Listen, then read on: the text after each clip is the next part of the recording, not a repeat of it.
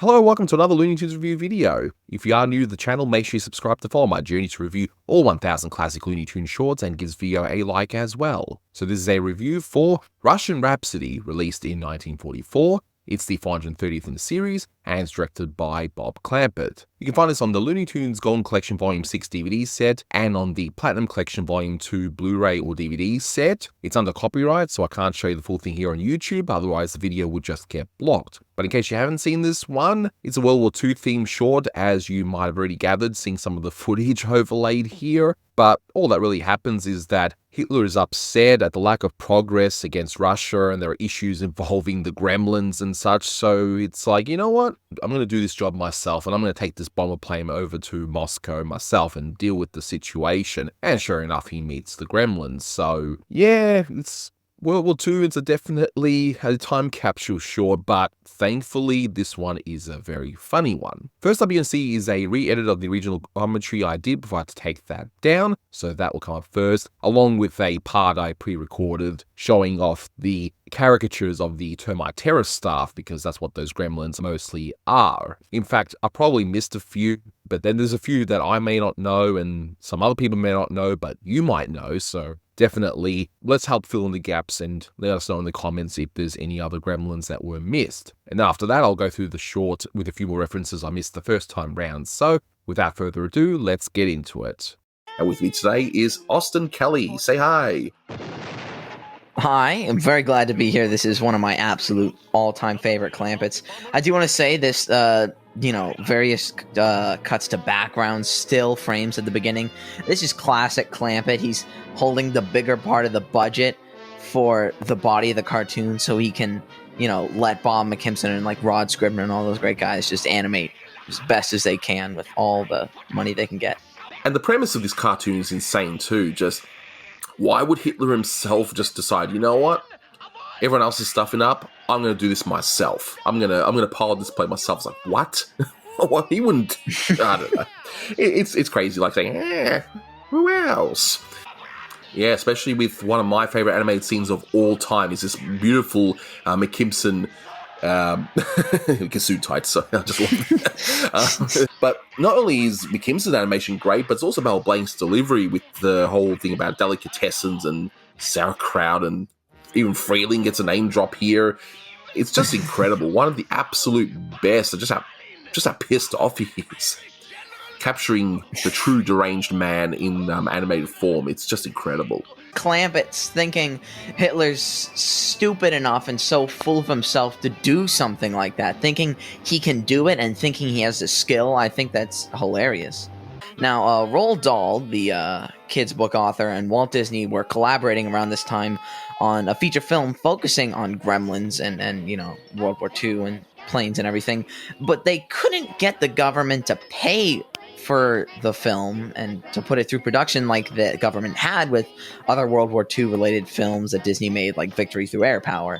Now, when Disney heard that Schlesinger was working on a few gremlin related cartoons like Russian Rhapsody and Falling Hair, he called Leon up and he asked him to put the cartoons on hold because he felt that too many gremlin cartoons would jeopardize the film's ability to be sold.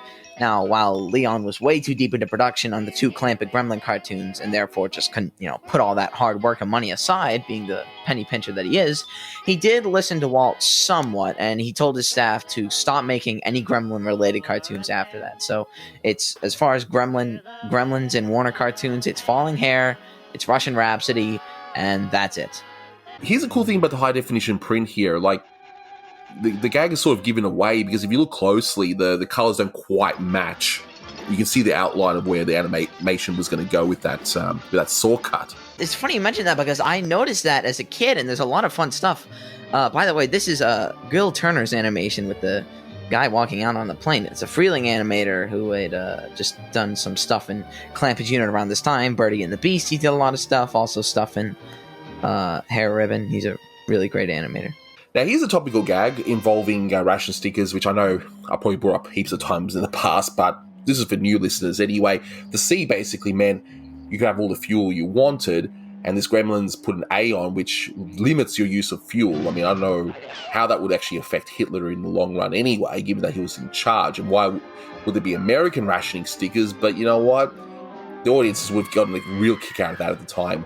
You know, to me, there's just two types of propaganda shorts. You've got the ones that are just outright mean, like Tokyo Jokyo, that just, yeah, not good. But then you got stuff like this, which are great parodies. But I also want to point out before we finish the cartoon, like we can see here, he's scared of Stalin, but then all of a sudden there's this weird cut to him falling down, and I wonder if there's like a missing scene there. A lot of people are speculating there was something missing. What do you think? I mean, I wouldn't be surprised, you know, given the fact that Clampett was always trying to escape the censors. I wouldn't be surprised if just at least one time his escapades failed. That would not surprise me at all.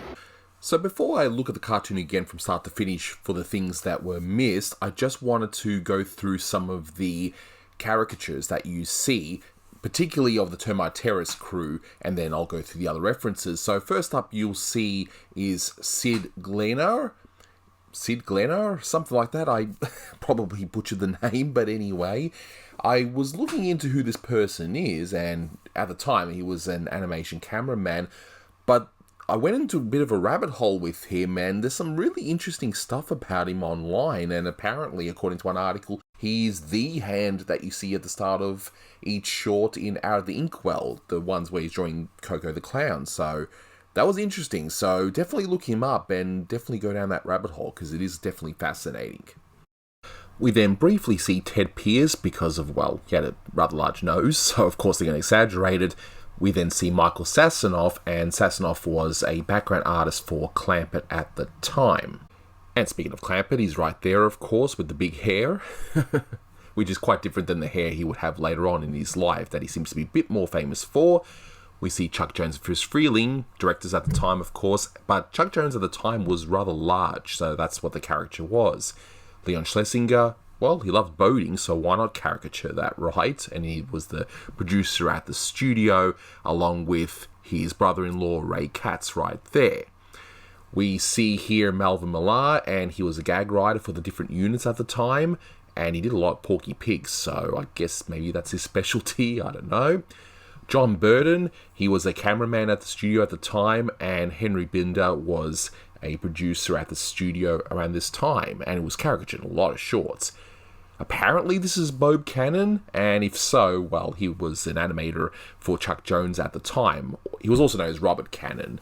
And finally, Art Davis, animator and soon-to-be director. So that was the original commentary and the caricatures, and once again, as I mentioned, if you know of any other caricatures that were missed, because some of them are kind of vague, you know, it might have been some staff that was briefly there for a few months and then they left or whatever, definitely let me know in the comments. I would like to have this information shared around. Now, one thing that interested me was that song that's prominent in this short, and the song itself was written by Clampett, and you know, during his directing career at Warner's, he wrote a few original songs, and the melody itself is from the Song of the Volga Boatman and Dark Eyes, and they're traditional Russian songs, and just about any short you see with some sort of Russian reference would use one of those songs anyway, so you can bet that Carl Starling would be probably the one mostly using that. Of course, you also hear Ach du lieber Augustine, and that's used for a few scenes in Germany, because what else are you going to use if Germany's featured, right? And I like how Augustine also gets mixed within the track at certain times too, so you'll have the Russian song, but then you'll see Hitler for a few moments, and you'll hear Augustine very briefly, so some great stuff there.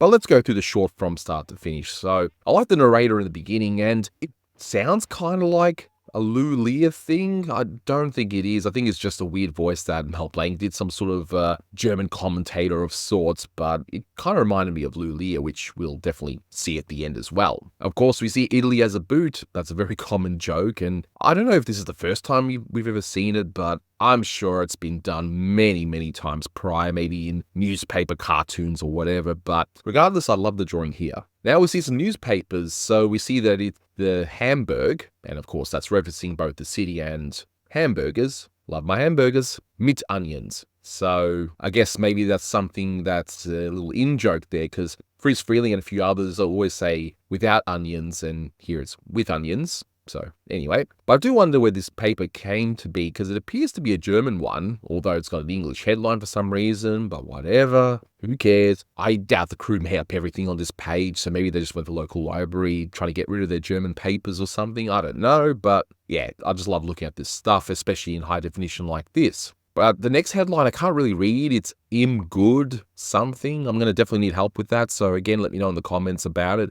But again, English headline in a German paper. But hey, whatever. It's just a cartoon, right? And the next one I like, could it be gremlins?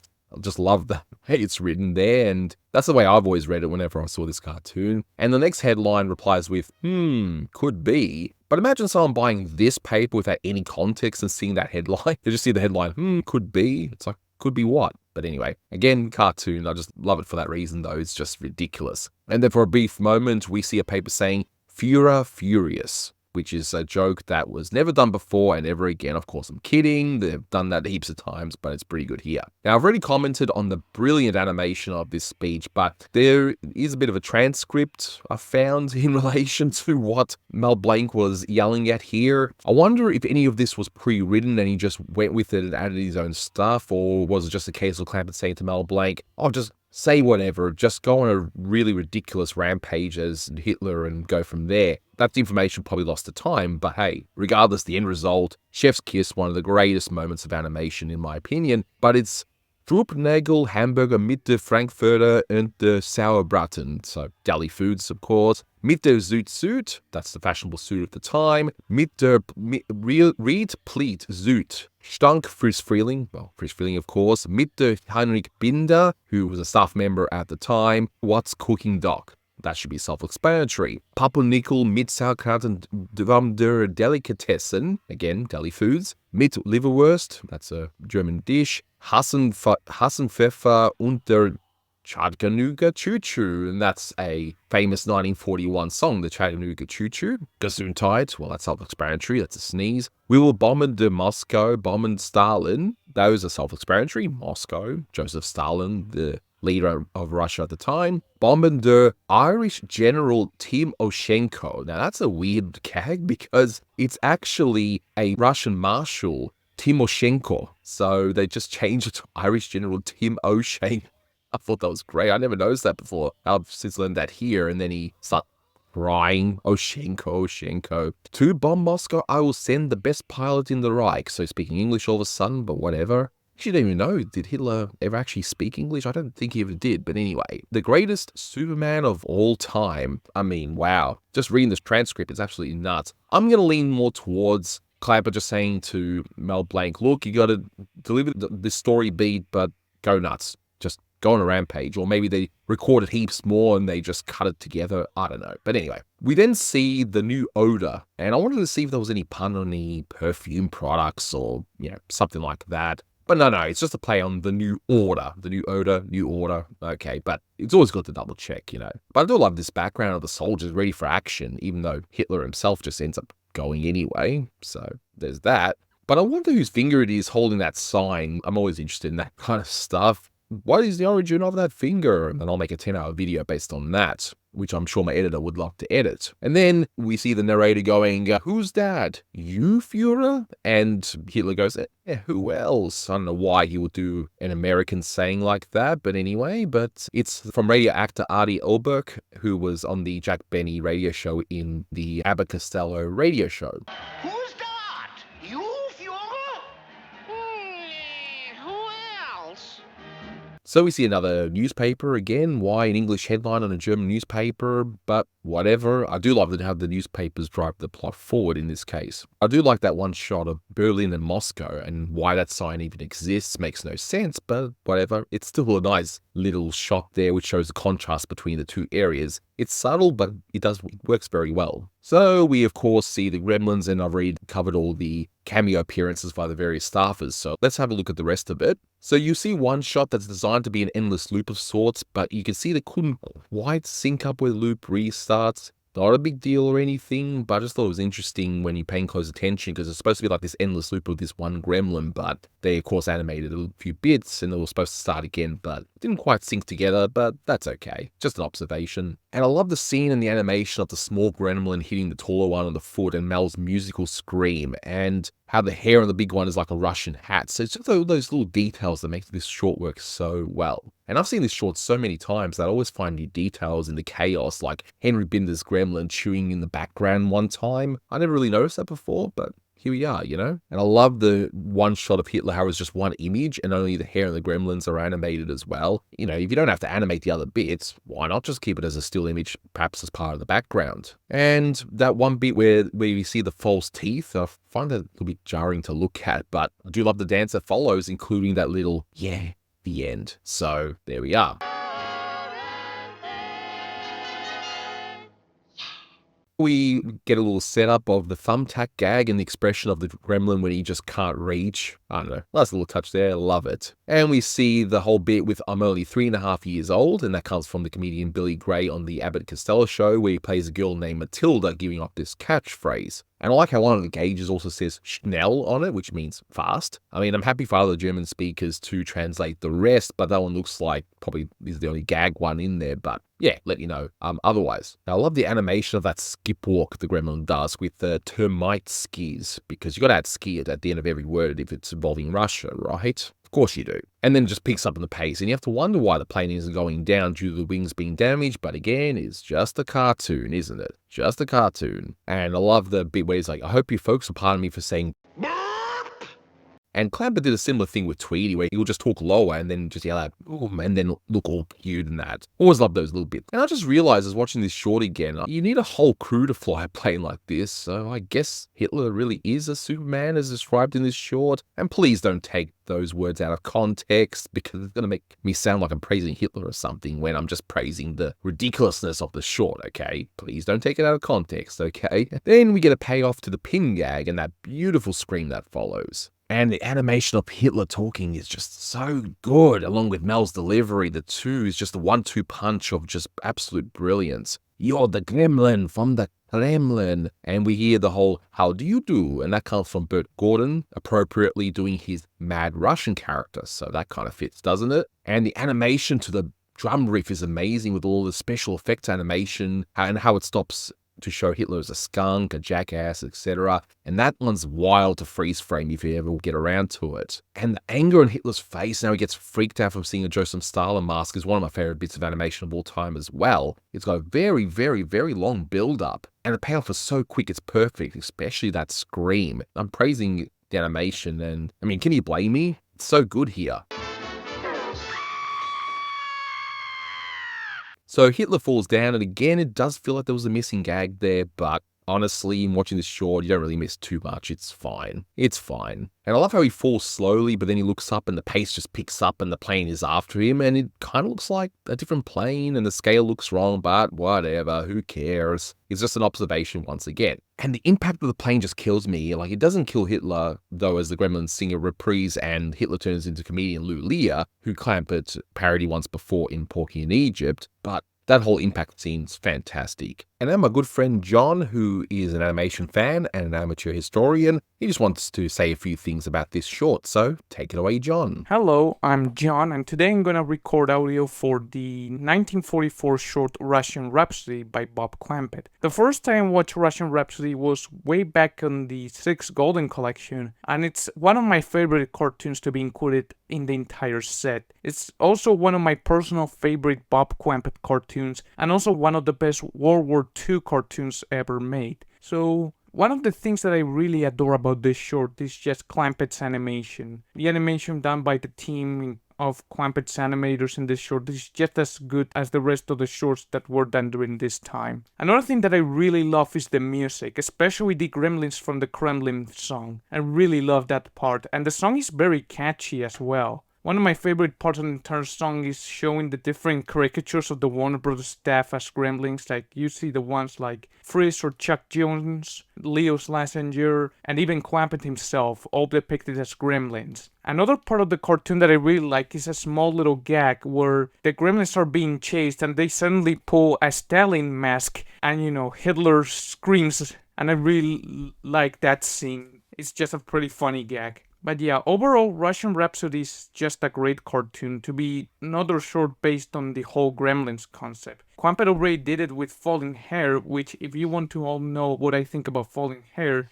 I love that cartoon as much as this one. And I find it surprising that they didn't do more cartoons based on the whole Gremlins thing. Like, this short and Falling Hair just existed because of the whole canceled Disney Gremlins movie. But overall, Russian Rhapsody is a great cartoon and one of the best cartoons done during the wartime. It's one that I highly recommend you to at least give it a watch. And it's definitely a 9 out of 10 for me. And that's all that I have to say about Russian Rhapsody, and I'll see you all in another review. Take care and see you later. So rewatching this short for this redone review, it's another example of propaganda short done right. Entertaining for quote-unquote our side, and not being hateful in making fun of a whole race of people like in Tokyo Jokyo. Rather, this just makes fun of the leader, who was seen as the number one cause of the then current world war. So it's done right, it's fantastic, and one can watch this and just have a good laugh over how they're making fun of one of history's greatest monsters. So this one gets 9 out of 10. It's one of the greatest World War II shorts of all time. Amazing animation, music, everything works really, really well here. But that'll do it for this one. Thank you so much for watching, guys, and until next time, take care.